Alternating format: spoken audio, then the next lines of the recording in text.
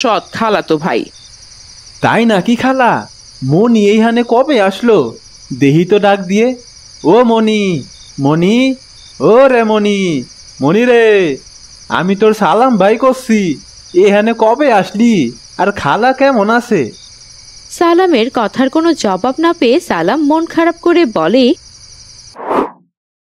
কি রে, মাইয়েটা আমার কথার জবাব দেয় না কেন? ওরে মনি, তুই এইখানে কি করিস? আয় আমাকে দাঁড়ে দেখ, আমরা পেঁচা দেখতে আইছি। তখন ওই জানালা দিয়ে সাদা একটা কাপড় উড়ে চলে যায়। ও, ওই রে তাইলে মনি না, একটা কাপড়। সালামের এমন বোকামি দেখে আবারও সবাই হেসে লুটপাট। হাই রে, এ কেমন হাবলা রে!